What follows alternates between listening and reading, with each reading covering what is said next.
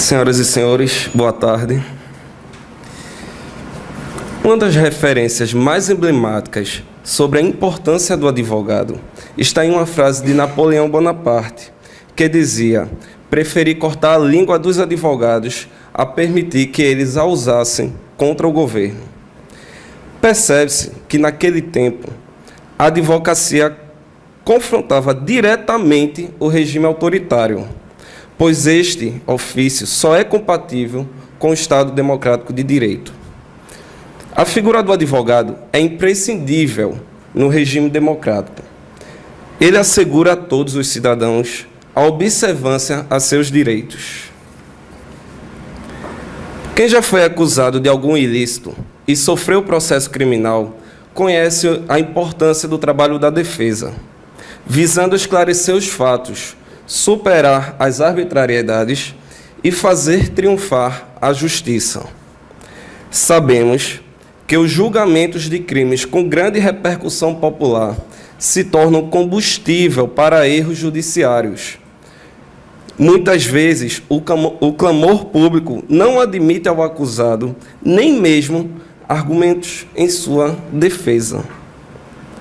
Nesses casos, o que nem sempre é claro para a sociedade é que o advogado tem a missão de buscar um julgamento justo no interesse do seu constituinte, com base unicamente no direito e nas provas, sem interferência de fatores externos.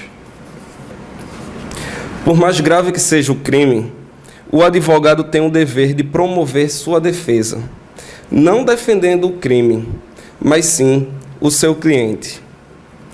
O advogado criminalista não pode ter sua figura confundida com a do seu cliente. Não deve ser hostilizado pela opinião pública, pela autoridade judiciária ou pela mídia. O seu ofício acontece no âmbito do devido processo legal. Ele deve garantir a ampla defesa e o contraditório ao acusado, observando o princípio da presunção de inocência até decisão judicial com trânsito em julgado. O advogado não busca a impunidade do seu cliente, mas sim a correta aplicação da lei. O fato delituoso cometido pelo cliente é apenas o ponto de partida. Um bom exemplo é o caso dos médicos. Eles, em razão de sua profissão, não podem se recusar a salvar a vida de um criminoso que tentou matar um policial, mas acabou sendo atingido pela vítima. Assim sendo, os direitos assegurados no ordenamento jurídico não podem sucumbir ante a opinião pública convencida da culpa de alguém. Não pode também a defesa ter sua atuação cerceada pela intensa reação popular, guiada pela emocionalidade e pelo sensacionalismo, pois isto constitui grave violação ao Estado de Direito.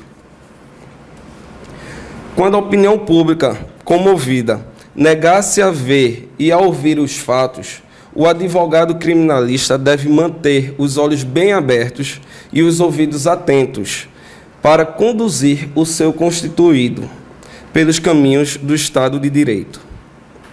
Vale lembrar que a profissão do advogado foi constitucionalizada pela Carta Magna de 1988, reconhecendo o legislador a sua indispensabilidade à administração da justiça e a inviolabilidade do advogado por atos na manifestação de seu exercício profissional. Com autonomia, ele deve promover a sua defesa, independente de ser amado ou odiado, e cumprir com dignidade sua função. Rui Barbosa é muito preciso ao afirmar que ninguém é indigno de defesa. Segundo ele, ainda que o crime seja de todos o mais grave, resta verificar a prova. Ainda que a prova inicial seja decisiva, falta não só apurá-la no calor dos debates judiciais, mas também vigiar pela regularidade estrita do processo. Afinal, sem advogado, não há justiça.